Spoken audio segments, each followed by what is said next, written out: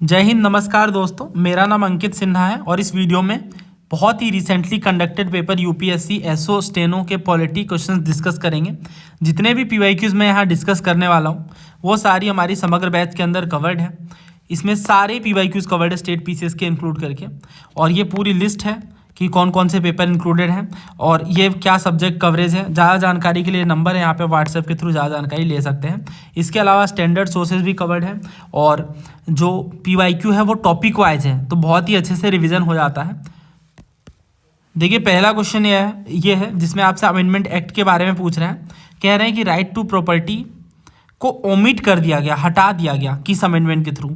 आसान क्वेश्चन है, 44th, 42nd, 1st या 76th। तो ऐसा ही क्वेश्चन सिविल सर्च में पूछा गया था, बट इसका लेवल थोड़ा हाई था। राइट टू प्रॉपर्टी के बारे में उन्होंने पूछा था कि राइट टू प्रॉपर्टी की पोजीशन क्या है। देखो, एक बात समझना, आर्टिकल 15, 16, 19, 29 और 30, ये जो 5 आर्टिकल्स हैं, ये इनमें जो फंडामेंटल राइट मेंशन है ये फॉरेनर्स को नहीं अवेलेबल है, बाकी सारा अवेलेबल है। तो राइट टू प्रॉपर्टी अगर आप देखो तो ये पहली चीज़ फंडामेंटल राइट नहीं है हालांकि, बट यही बस फॉरेनर्स को मना है ना। तो दैट मीन्स यहाँ पे जो कह रहे हैं सिटीजन ओनली, ये बात तो गलत हो जाएगी। और इसके बाद कह रहे हैं right available to any person, legal right, fundamental right या नीदर फंडामेंटल नॉर लीगल। तो सबने ये पढ़ रखा है, सबको पता है ये बात बहुत अच्छे से कि पहले ये फंडामेंटल राइट था, राइट टू प्रॉपर्टी, बट बाद में इसे लीगल राइट में बदल दिया गया। तो इस वजह से जो फंडामेंटल राइट वाली बात है वो गलत है, यानी ये भी हट गया, ये भी हट गया। अब हमारे पास ए और बी बचा था, तो ए पहले ही एलिमिनेट हमने कर दिया था, तो आंसर बचा हमारे पास बी कि ये एक तरह का राइट है जो एनी पर्सन को अवेलेबल है। और यहाँ पे जो आंसर है वो क्या है कि इन्होंने पूछा कि कौन से अमेंडमेंट के थ्रू ओमिट किया गया था राइट टू प्रॉपर्टी को। तो देखो, राइट टू प्रॉपर्टी को ओमिट किया गया था 44th अमेंडमेंट के थ्रू, जो कि 1978 में हुआ था। समग्र बैच के डेमो लेक्चर के रूप में हमने फंडामेंटल राइट वाली वीडियो समग्र बैच की अपलोड कर दी है। वहाँ से भी आप जाकर 120 सवाल फंडामेंटल राइट पे सॉल्व कर सकते हैं। ऐसे क्वेश्चन आप विद इन सेकेंड मार्क कर सकते हैं, क्योंकि हमने बहुत डिटेल में डिस्कस किया था हर एक फंडामेंटल राइट के ऊपर और सारे पीवाईक्यूज कवर किए थे। देखो, जो 44th अमेंडमेंट है इसने राइट टू प्रॉपर्टी को रिमूव कर दिया फंडामेंटल राइट की लिस्ट से। मैंने पूरा प्रॉपर ऐसे समझा रखा है कि किस तरीके से ये रिमूव हुआ है ना, और अमेंडमेंट क्या था, ये सारी चीज़ें। और ये तो खैर म्यूनसिपैलिटीज़ वाला है। और बेयर एक्ट भी हमने समग्र बैच में कंप्लीट पढ़ाया है, उस टाइम भी हमने सारी चीज़ें डिस्कस करी थी। एक एक आर्टिकल मैंने प्रॉपर तरीके से समझाया, आप देखो पूरा लिख लिख करके, और इस तरह से आपको याद भी हो जाता है जब इस प्रोसेस को हम यूज़ करते हैं तो। और यहीं पे हमने पढ़ा था अमेंडमेंट के बारे में, है ना। ये आप देखो 19 है ना आर्टिकल, इसमें एफ हटा दिया गया, तो मैंने लिख दिया कि acquire, hold and dispose of property. ये हमारा फंडामेंटल राइट था, बट ये गायब है बेयर एक्ट से। क्यों? क्योंकि ये स्टार मार्क जब आप देखोगे तो उन्होंने बताया है कि ये अमेंडमेंट करके हटा दिया गया है, ओमिट कर दिया गया है। और ये 44th अमेंडमेंट के थ्रू हुआ है, आर्टिकल 300A में डाल दिया गया है, यानी property can be taken only by authority of law but it is no longer enforceable as a fundamental right. ये फंडामेंटल राइट के रूप में एनफोर्सिबल नहीं है। बाकी के ऑप्शंस ब्रीफली समझा देता हूँ। देखो, 42nd अमेंडमेंट एक्ट 1976 में आता है। इसे मिनी कॉन्स्टिट्यूशन कहते हैं क्योंकि हमारे फंडामेंटल ड्यूटीज़ को ऐड करता है, डायरेक्टिव प्रिंसिपल में काफ़ी चेंजेस लेके आता है, जुडिशियल रिव्यू को भी समहाउ कर्टेल करता है, बट राइट टू प्रॉपर्टी के रिमूव नहीं करता, ये गलत हो जाता है। फर्स्ट अमेंडमेंट एक्ट अक्सर पूछते हैं आपसे। देखो, जो फर्स्ट अमेंडमेंट एक्ट है ना, ये 1951 में हुआ। हमारे कॉन्स्टिट्यूशन मेकर ने बहुत ध्यान से कॉन्स्टिट्यूशन बनाया और उसमें ये भी स्कोप छोड़ा कि अगर हमारे कॉन्स्टिट्यूशन में कुछ सिचुएशन के अकॉर्डिंग कुछ बदलाव लाना पड़ रहा है तो वो लाया जा सके। और यही चीज़ हम देखते हैं 1951 में कि कुछ चेंज किया जाता है और कुछ लैंड रिफॉर्म्स के लॉज को 9th शेड्यूल में डाल दिया जाता है। तो इस हिसाब से ये फर्स्ट अमेंडमेंट है, अक्सर पूछते हैं ये। तो ये जवाहरलाल नेहरू के टाइम पे ऑब्वियसली लाया गया होगा। जैसा कह रहे हैं 76th अमेंडमेंट, तो ये 76th अमेंडमेंट कुछ रिजर्वेशन वगैरह से डील करता है, 9th शेड्यूल से जुड़ा हुआ नहीं है। उम्मीद है आपके ये क्वेश्चन ठीक हो रहे हैं। अब नेक्स्ट क्वेश्चन देखिए, ये क्वेश्चन भी आपका ठीक होना चाहिए। कमेंसमेंट के बारे में कह रहे हैं कि सिटीजनशिप के रिगार्डिंग जब हमारे कॉन्स्टिट्यूशन की शुरुआत हुई तो कौन कौन से स्टेटमेंट सही हैं। हर एक पर्सन जिनका डोमिसाइल है इंडिया की टेरिटरी में, भारत के सिटीजन होंगे, नागरिक होंगे। दूसरा कह रहे हैं either of whose parents was born in the territory shall be a citizen, यानी या तो फादर या फिर मदर अगर इंडियन टेरिटरी में बॉर्न हुआ है, मतलब जन्म हुआ है उनका, तो इंडिया के सिटीजन ऑब्वियसली कहलाएंगे। तीसरा कह रहे हैं who has been ordinarily or resident in the territory of India for not less than 5 year immediately preceding such commencement. यानी संविधान से जस्ट 5 साल पहले तक ये कह रहे हैं कि ऑर्डिनरी एक रेजिडेंट के रूप में हो और ये सिटीजन के रूप में कहलाए जाएंगे। तो आपको बताना कौन सा करेक्ट है। तो ये डायरेक्ट बेयर एक्ट से क्वेश्चन है, इसलिए मैं कहता हूँ बेयर एक्ट अच्छे से पढ़ो। यही वजह है कि मैंने बैच में आपको एक एक आर्टिकल पढ़ाया। टाइम टेकिंग था बट काफ़ी हेल्दी डिस्कशन रहा, बहुत बार क्वेश्चन पूछे जा रहा है। देखो कह रहा है कि कमेंसमेंट की जब बात है तो एक पर्सन जिनका डोमिसाइल है, जो रह रहे हैं टेरिटरी में, इसके साथ साथ उनका जन्म हुआ हो, who was born in the territory, वो सिटीजन कहलाए जा सकते हैं।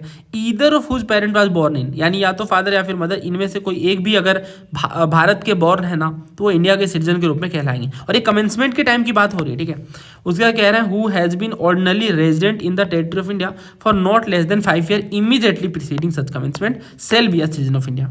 समझ आ गई बात। तो आंसर क्या होगा यहाँ पे, आई गेस यहाँ पे तीनों सही है, so answer should be option D 1, 2 and 3। Next question देखिए, राइट टू इक्वालिटी के बारे में पूछ रहे हैं। पहला कह रहा है state has the power to make any special provision for women and children. दूसरा कह रहा है state can make any special provision for the advancement of any socially and educationally backward classes of citizen or for SC and ST। तीसरा कह रहा है state कोई भी स्पेशल प्रोविजन बना सकता है किसी भी इकोनॉमिकली वीकर सेक्शन के एडवांसमेंट के लिए other than socially and educationally backward classes या फिर SC ST। तो इनको अलावा भी इकोनॉमिकली वीकर सेक्शन के लिए भी स्टेट स्पेशल प्रोविजन बना सकता है। कौन सा करेक्ट है ये आपको बताना है। अगेन आप बेयर एक्ट पढ़ोगे, सारी जितने भी पॉलिटी के क्वेश्चन वो ऑलमोस्ट सॉल्व हो जाते हैं यहीं से। तो ये देखो उन्होंने बताया है आर्टिकल 16 में equality of opportunity in matter of public employment. तो पब्लिक एम्प्लॉयमेंट के केस में क्या इक्वेलिटी ऑफ अपॉर्चुनिटी है, तो इन पर बात की गई है। और इसी में हम खास तौर से देखते हैं कि नथिंग इन दिस आर्टिकल, इस आर्टिकल में ऐसा कुछ भी नहीं है जो स्टेट को रोकता है कोई भी प्रोविजन रिजर्वेशन से लेकर बनाने में। और यहाँ पे इन्होंने क्लियरली मेंशन करा है कि किस तरह के रिजर्वेशन की बात की जा रही है। इसी के साथ ही हम जब आगे बढ़ते हैं तो ये देखो क्लॉज 6 में, तो इस पर्टिकुलर आर्टिकल में ऐसा कुछ भी नहीं है जो स्टेट को इकोनॉमिकली वीकर सेक्शन के लिए, economically weaker section of citizens के लिए कोई भी स्पेशल प्रोविजन बनाने से रोकता हो। दैट मीन्स स्टेट बना सकता है, कुल मिलाकर के यही बात कर रहे हैं। फिर यहाँ आप देखो SC ST के लिए भी प्रोविजंस लाए जा सकते हैं। तो ऑब्वियस है कि पहला भी सही है, दूसरा भी सही है, तीसरा भी सही है। आंसर शुड भी ऑप्शन डी 1, 2 एंड 3। वीमेन और चिल्ड्रन के लिए भी स्पेशल प्रोविजन लाए जा सकते हैं। आप पढ़ सकते हो, यहाँ पे इन्होंने बताया है साफ तौर से कि ये पढ़ो, कोई बैकवर्ड क्लासेस हैं अगर तो उनके लिए लाया जा सकता है। और आगे इन्होंने बताया शेड्यूल कास्ट, शेड्यूल ट्राइब वगैरह के लिए। फिर यहाँ पे इन्होंने स्पेसिफिकली मेंशन करा है, देख लो आप एक सेकेंड। हाँ ये देखो आर्टिकल कौन सा है, आर्टिकल ये रहा। हाँ ये देखो, नथिंग इन दिस आर्टिकल से prevent the state from making any special provision for women and children, है ना, आर्टिकल 15 के अंदर। दैट मीन्स कि यहाँ पे कुछ भी ऐसा नहीं है जो वीमेन के लिए, वीमेन और चिल्ड्रन के लिए स्पेशल प्रोविजन बनाने से रोकता है। तो 15, 16 आर्टिकल पढ़ोगे, आसान क्वेश्चन होते हैं ये, आप आसानी से सॉल्व कर लोगे। ये हमारे बैच के बाद तो फिर बिल्कुल आप आसानी से मार्क कर सकते हो, 1 सेकेंड भी सोचने की नीड नहीं पड़ेगी, ना ही कन्फ्यूजन की नीड होगी। बाकी ऐसे क्वेश्चन PYQ में ही पूछे गए हैं। हम हर क्वेश्चन को PYQ से रिलेट करके पढ़ते हैं, बहुत अच्छी क्लैरिटी मिल जाती है। ये आप अटेम्प्ट करो। ये थोड़ा टफ क्वेश्चन है, अगर ये आपका सही हो रहा है दैट मीन्स कि पॉलिटी में आपकी अच्छी कमांड है, स्ट्रॉन्ग कमांड है आपकी। देखो पहला कह रहा है state can make any special provision relating to their admission to the government educational institution. दूसरा कह रहा है state can make any special provision relating to their admission to the private educational institution aided by the state, यानी state की मदद से जो establish किया गया। और यहाँ पे बात की जा रही है SC और ST की। तीसरा कह रहा है स्टेट कोई भी स्पेशल प्रोविजन बना सकता है जो प्राइवेट एजुकेशनल इंस्टीट्यूशन जिसको स्टेट की फंडिंग मिली है उनके मदद से अगर बनाया गया प्राइवेट एजुकेशनल इंस्टीट्यूशन, तो उनमें भी एडमिशन को लेकर स्टेट SC ST के लिए स्पेशल प्रोविजन रख सकता है। चौथा कह रहा है स्टेट कोई भी स्पेशल प्रोविजन ला सकता है, बना सकता है जब बात आती है माइनॉरिटी एजुकेशनल इंस्टीट्यूशन में एडमिशन की, एज डिस्क्राइब इन आर्टिकल 30। तो यहाँ पे क्या करेक्ट होगा, देखो जब भी स्पेशल प्रोविजन की बात आएगी ना एजुकेशनल इंस्टीट्यूशन में लेकर, तो यहाँ पे एक आर्टिकल बस आपको ध्यान रखना, और ऐसे सारे क्वेश्चन आपके ठीक हो जाएंगे। तो ये देखो आप, हाँ ये एजुकेशनल इंस्टीट्यूशन को लेकर है कि nothing in this article, just a second, हाँ ये पढ़ो, नथिंग इन दिस आर्टिकल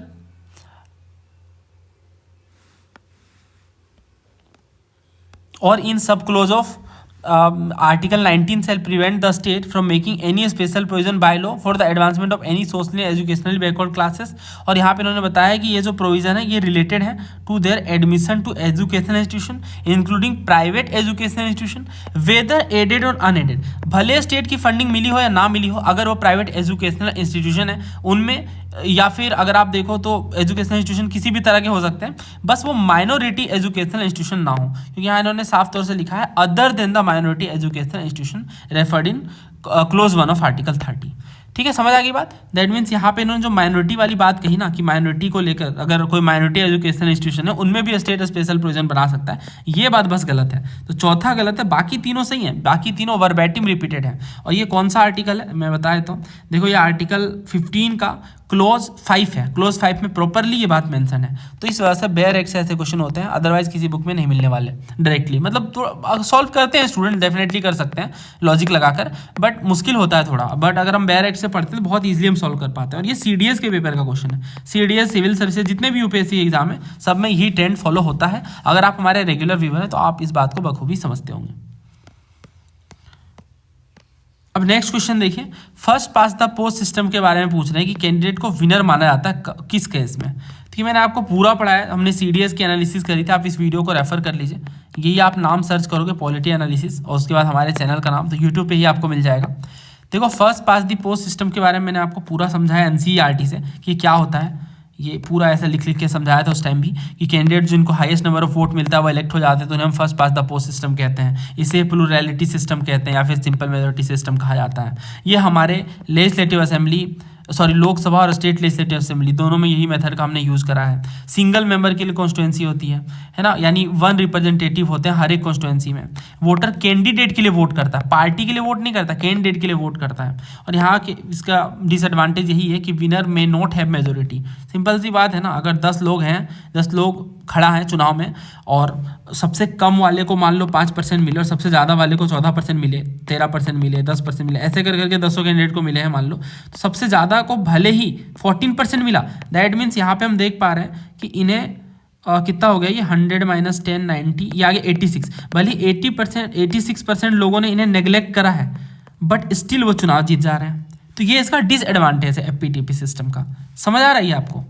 उस वीडियो को आप रेफर कर लीजिए, सारे सवाल मैंने करवा रखे हैं, है ना। तो आंसर यहाँ पे क्या होगा, ये कह रहे हैं कि विनर डिक्लेयर होंगे कब, जब वो largest number of postal ballot लेके आते हैं, उस पार्टी से बिलोंग करते हैं जिनने हाईएस्ट वोट को सिक्योर करा है।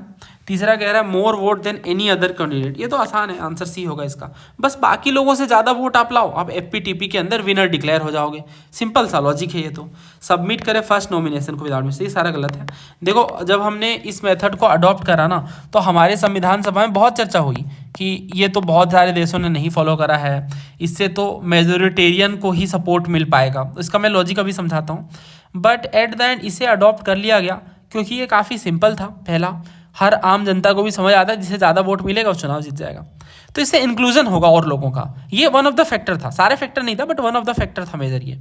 ठीक है, तो ये लॉजिक है, लॉजिक आपको पता होना चाहिए, लॉजिक हमेशा आपके साथ रहेगा, फैक्ट से हमेशा बड़ा होता है लॉजिक, ये याद रखना। बाकी ये कुछ क्वेश्चन है आप कर लोगे अगर तो और क्लैरिटी मिल जाएगी। एक ये ट्राई कर लो, सीडीएस का है। तो कह रहे हैं कि a candidate who wins may not get the majority of vote, ये बात सच है। देखो तो पहला ही सही है यहाँ पे, ये इसलिए है ना क्योंकि हमने देखा मेजोरिटी ऑफ वोट यानी 50% से ज़्यादा ना भी मिले ना, 10% भी मिले, बट बाकी लोगों से तो ज़्यादा है ना, तो चुनाव जीत जाएगा, एज सिंपल एज दैट। तो पहला सही है। दूसरा कह रहा है मोर देन 1 रिप्रेजेंटेटिव, गलत है, एक रिप्रेजेंटेटिव होता है एक कॉन्स्टिट्यूएंसी से। उसका कह रहा है वोटर पार्टी के लिए वोट करता है, गलत बात है, तो वोटर कैंडिडेट के लिए वोट करता है। चौथा कह रहा है हर एक पार्टी को सीट मिल ही जाता है इन प्रोपोर्शन टू परसेंट, नहीं, ये सब कुछ जो है ना वो प्रोपोर्शनल रिप्रेजेंटेशन सिस्टम में है, तभी तो यहाँ कह रहे हैं प्रोपोर्शन में मिलेगा, बट ये एफपीटीपी के अंदर नहीं है। FPTP first pass the post system काफ़ी सिंपल है, जिसे ज़्यादा वोट मिला वो चुनाव जीत गया, तो ये इसका लॉजिक है। बाकी आप देखो ये क्वेश्चन एक बार ट्राई करो, सीडीएस का है 2015 का, बहुत ही टफ क्वेश्चन है, बहुत ही अच्छा क्वेश्चन है ये। इसमें 4 स्टेटमेंट दिए गए। पहला कह रहे हैं कि ये मेजोरिटेरियन सिस्टम है जिनमें minorities likely to remain unrepresented, यानी यूजुअली ये अनरिप्रेजेंटेड होते हैं। दूसरा कह रहा है कैंडिडेट विन कर सकता है इलेक्शन को भले ही उन्हें मेजोरिटी से कम वोट मिला हो। तीसरा कह रहा है ये जनरेट करता है प्रोपोर्शनैलिटी को between the vote cast and seat won, यानी प्रोपोर्शनल में मिलता है। चौथा कह रहे हैं it always lead to a 2 party system, and are stable and accountable government.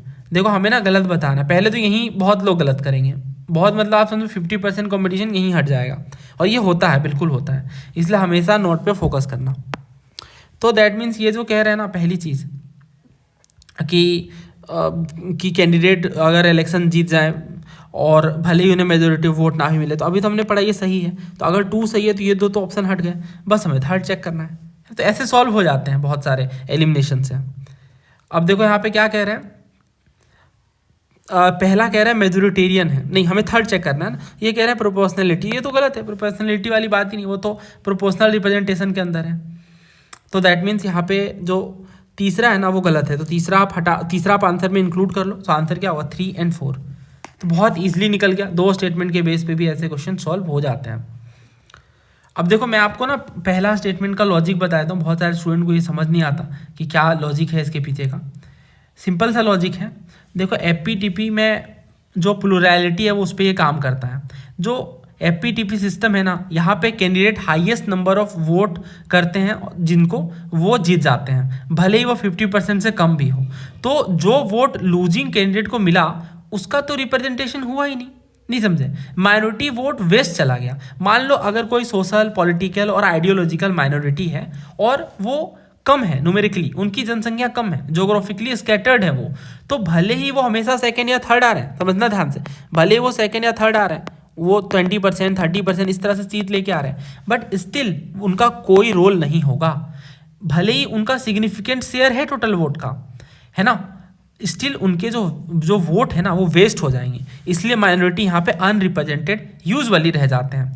मान लो एक पार्टी है, ठीक है, उसे 20-25% वोट हर कॉन्स्टिट्यूंसी में मिलता है, लेकिन कभी वो फर्स्ट नहीं आ पाते। मान लो 25% वोट वो लेके आए, बट सबसे ज़्यादा वाला ने मान लो 30% वो लेके आए, तो इनका तो जो स्टेक है, जो ये कह रहे हैं कि इस पार्टी को या इस कैंडिडेट को वोट मिलना चाहिए, वो चीज़ तो खत्म हो गई ना यहाँ पे।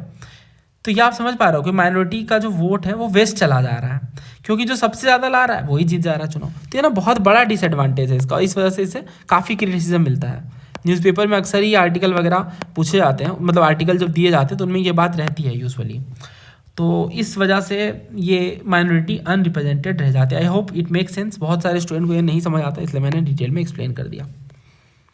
अब ये क्वेश्चन देख लो, एनडीए में पूछा गया इलेक्टोरल सिस्टम हमारा यूजुअली कैसा है, तो ये एपीटीपी सिस्टम है लार्जली।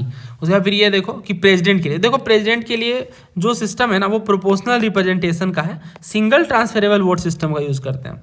मान लो XYZ 3 कैंडिडेट हैं, ठीक है, तो वोटिंग होगी और आपको तीनों को वोट करना है, प्रायोरिटी रखनी है, फर्स्ट ये, सेकंड ये, थर्ड ये, इस तरह से। और आप जानते हो कि प्रेसिडेंट के वोट में हम आम जनता तो वोट नहीं दे सकते, एमपीज वोट करते हैं, ये तो बहुत आसान बात है, ये तो आप जानते ही हो। उस पर भी नॉमिनेटेड है या नहीं, या क्या क्या कंडीशन बनते हैं, वो सारा हमने पढ़ रखा है। तो आपको तीनों के लिए वोट करना है, जो सबसे कम लेकर आए ना वो एलिमिनेट हो गए, फिर से चुनाव हुआ, और इस तरह से ये चलता जाता है। तो इसे हम कहते हैं सिंगल ट्रांसफरेबल वोटिंग सिस्टम। ठीक है, समझ आ रही बात। बाकी ये डिटेल में हम पढ़ते हैं कि प्रेसिडेंट का चुनाव कैसे होता है, फिलहाल यहाँ पे मैंने आपको ब्रीफ में बता दिया। और ये एनसीईआरटी है जिसे हम लोग डिटेल में डिस्कस करते हैं। नेक्स्ट क्वेश्चन देखो, हमारे कॉन्स्टिट्यूशन का कौन सा पार्ट इलेक्शन से जुड़ा हुआ है। तो ये सब क्वेश्चन आपके गलत नहीं होने चाहिए, बहुत अच्छे से आपको आर्टिकल और पार्ट के बारे में क्लैरिटी होनी चाहिए। 324 से लेकर 329 तक ये बात करता है हमारे इलेक्शन वाले प्रोविजन से, जिसमें से 324 में specifically election commission of India की बात की गई है।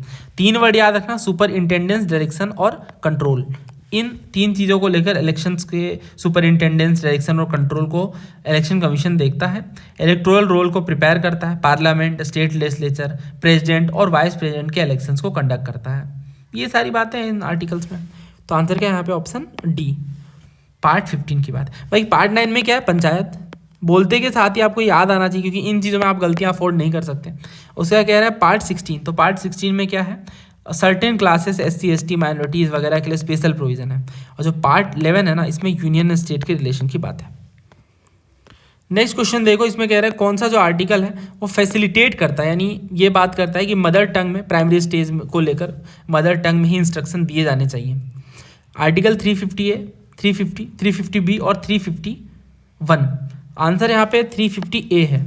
देखो जो हमारे कॉन्स्टिट्यूशन का आर्टिकल 350A है, ये स्पेसिफिकली प्रोवाइड करता है for instruction in the mother tongue at the primary stage, कि प्राइमरी स्टेज में मातृभाषा का प्रयोग सिखाना चाहिए बच्चों को। और ये हर एक स्टेट को डायरेक्ट करता है और लोकल अथॉरिटीज़ को कि एडिक्वेट फैसिलिटीज़ भी प्रोवाइड करे ताकि मदर टंग में इंस्ट्रक्शन दिया जा सके। बाकी की गलत है।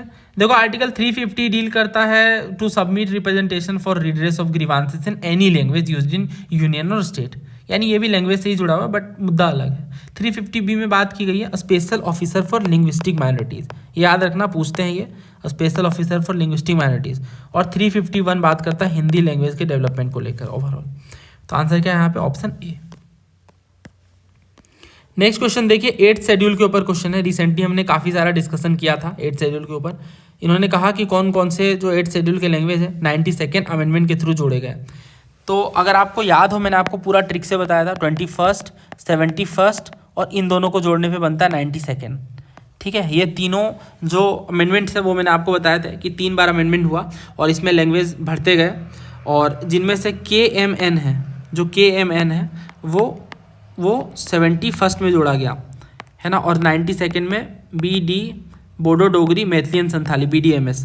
ठीक है, तो इस वजह से जो इन्होंने कहा ना 92nd, तो 92nd में कौन कौन सा इंसर्ट किया गया है यहाँ पे अगर आप देखो तो बोडो डोगरी मैथिली और संथाली, तो बोडो है, मणिपुरी नहीं, मणिपुरी तो यहाँ पे 71st में ऐड किया गया है, KMN मैंने बताया ना 71st में, और मैथिली। तो इसका आंसर क्या होगा? ऑप्शन सी 1 और 3। तो ये आप देखो CDS की एनालिसिस की थी हमने 2025 वाली, इसमें मैंने पूछा था लेटेस्ट लैंग्वेज कौन सा ऐड किया गया, तो मैथिली है इसका आंसर। नेपाली, कोंकणी, मणिपुरी वगैरह 71st में ऐड किया गया, और 21st में देखो सिंधी ऐड किया गया, और KMN जैसा कि मैंने बताया कोंकणी, मणिपुरी और नेपाली 71st में, और 92nd में बोडो डोगरी मैथिली और संथाली। ठीक है, ये 4 ऐड किए गए। फिर ये देखो पूछ रखा है सिविल सर्विस में कि 71st में कौन कौन सा है, तो ये पूछते ही रहते हैं अक्सर। यहाँ पे इन्होंने दोनों दे रखा है, मणिपुरी भी और मैथिली भी, तो आपको पता होना चाहिए मैथिली जो बाद में ऐड किया गया है ना, मणिपुरी पहले ऐड किया गया 71st में। फिर वही क्वेश्चन है, फिर यहाँ कई बार पूछा गया है, सारा क्वेश्चन मैंने करवा रखा है कि आप देखो लैंग्वेज पे कितने सारे सवाल 8th शेड्यूल पे, कौन सा है, कौन सा नहीं है, कौन सा कब कैसे ऐड किया गया। CDS में पूछ लिया गया 1967 में कौन सा ऐड किया गया, तो सिंधी ऐड किया गया 21st अमेंडमेंट के थ्रू। ये देखो ये तीनों मैंने लिख रखा है, हाँ ये रहा 21st, 71st, 92, ये आपको याद होना चाहिए बार बार क्योंकि पूछते हैं। मैं फिर से लिख दे रहा हूँ ताकि आपको याद हो जाए। देखो 21st में सिंधी ऐड किया गया, इसमें कोई शक नहीं। 71st में 3 लैंग्वेज है, KMN, कोंकणी है, मणिपुरी है और नेपाली है। मणिपुरी है, ठीक है, मैथिली नहीं, कोंकणी, मणिपुरी और नेपाली। और 92nd में कौन कौन सा है? बोडो है, डोगरी है, मैथिली है और संथाली है।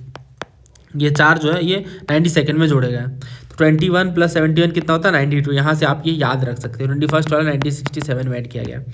तो अगर हम देखें यहाँ पे तो आंसर क्या बनेगा? ऑप्शन सी।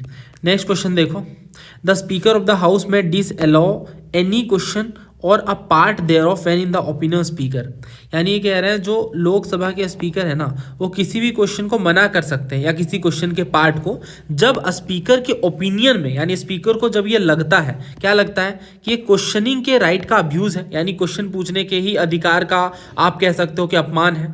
दूसरा ये कि it is calculated to obstruct और prejudicially affect the procedure of house, यानी हाउस के प्रोसीजर को ये रोकने का, बाधा डालने का, या फिर अफेक्ट कर रहा है गलत तरीके से।